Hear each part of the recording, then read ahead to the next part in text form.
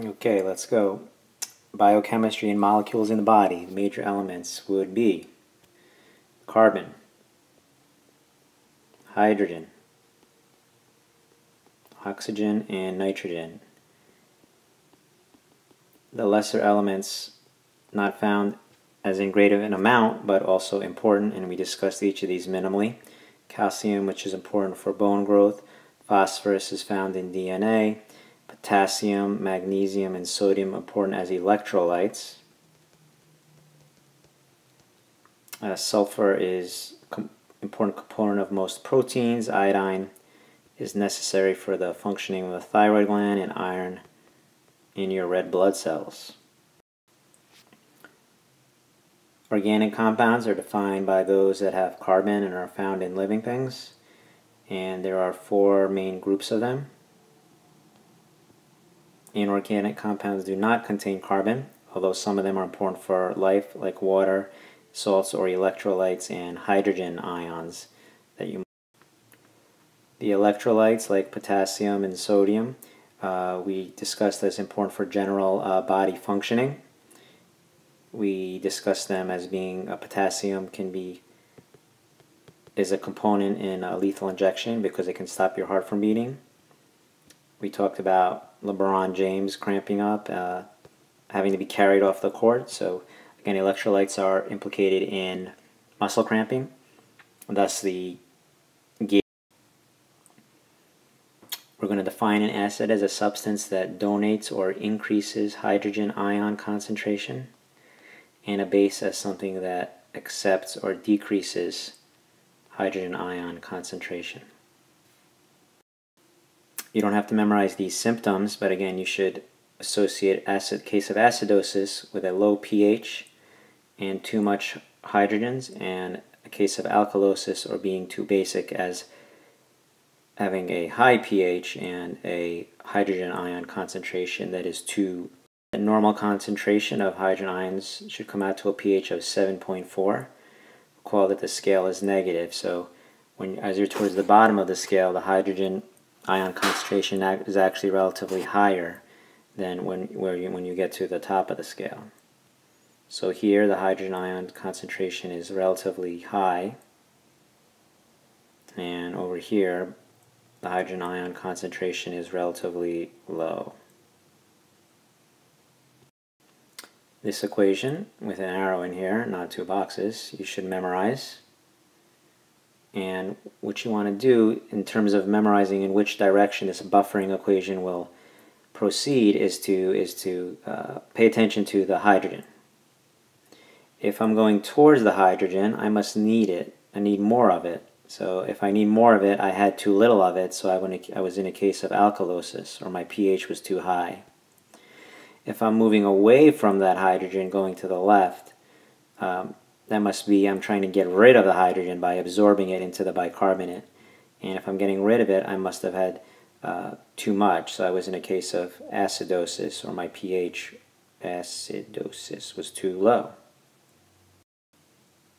Our four groups of organic compounds with the main elements they contain. And I'm going to add sulfur as usually found in proteins. Carbohydrates were the first one we discussed. We talked about their formula.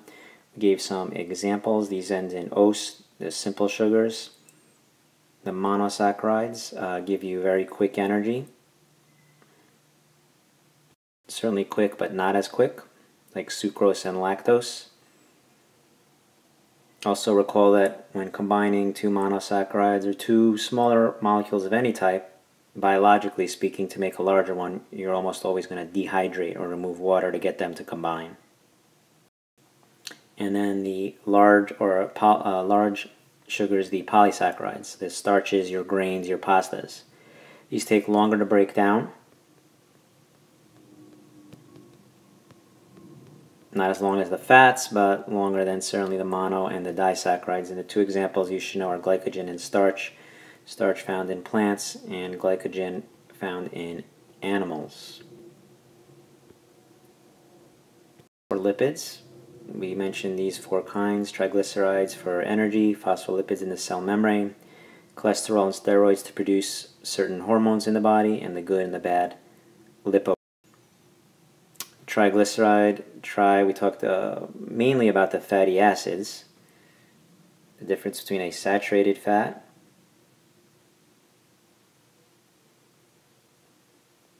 which is full of hydrogens. I'm going to just draw a line here for the tail. So we had single bonds here and a bunch of C's and hydrogens coming off in every direction.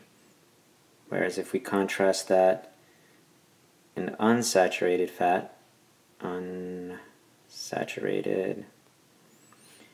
we have our carboxyl, but somewhere in that tail we're going to have a double bond between two C's. And where that double bond is, we're not going to need as many hydrogens. So that's going to create a gap. So we say that fat is unsaturated, or not full. Unsaturated fats are made in plants. These are oils that are relatively healthy for you. Saturated fats are animal fats, which are not. And then we talked about the really unhealthy fats, which are the trans fats, in which around that double bond the hydrogens are across from one another, whereas in a natural trans fat the hydrogens are next to each other. So a standard natural olive oil kind of fat, it was a cis fat, and your artificial made in the lab kind of fat is a trans fat, which is very bad for you. Phospholipids, we're going to eliminate one of these fatty acids, substitute a phosphate group, which gives phospholipids this unique nature where one side of them is polar and one side is not. The fatty acids are nonpolar and the phosphate head is.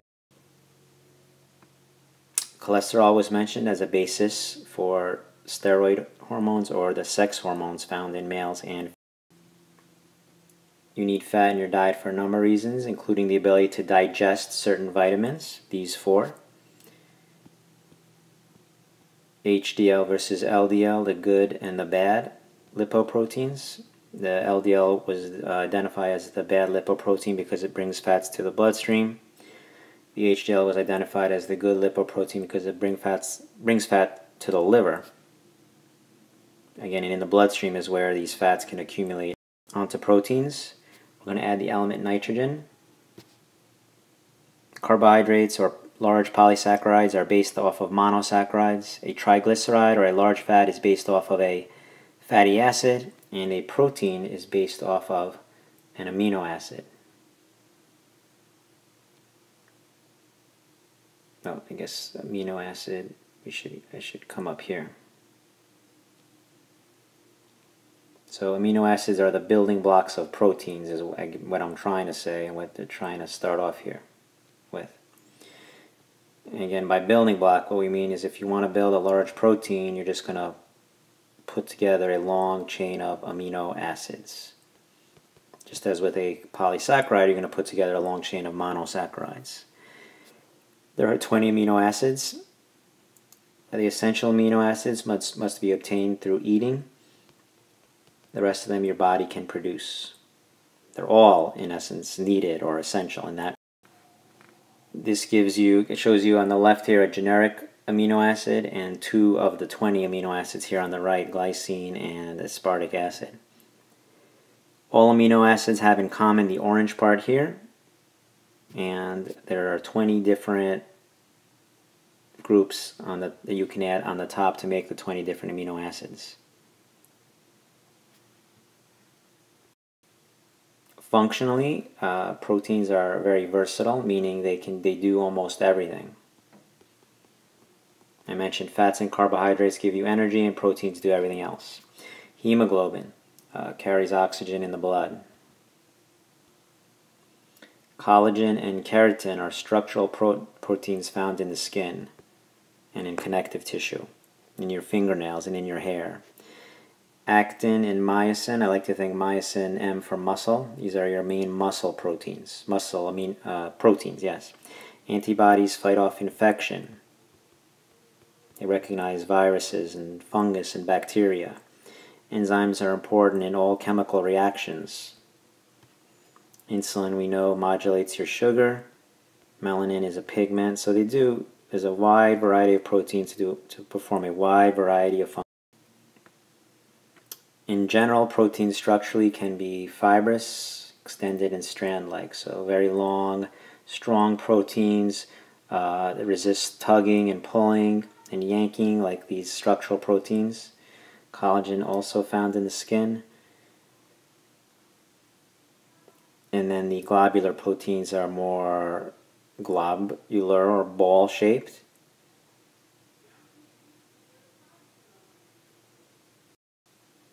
Structure is very important to how a protein functions. So in this example, we have a globular protein that has this ball shape. It has called an active site on one side, which fits exactly with a molecule that interacts with, which is called its substrate. So if this is an antibody, for example, we could imagine this is a cold virus. In order to identify that virus and kind of target it for the immune system, there's going to be a fit between the antibody and the virus, between the active site, between the enzyme and the substrate at the active site. And if you unravel or unfold a protein, the term for that is it becomes denatured. And in this kind of strung out shape, it's no longer able to work. And enzymes, they like a particular temperature, usually 98.6. They like a particular pH, usually 7.4. And if there's changes from that, we talked about some of the symptoms of acidosis and alkalosis.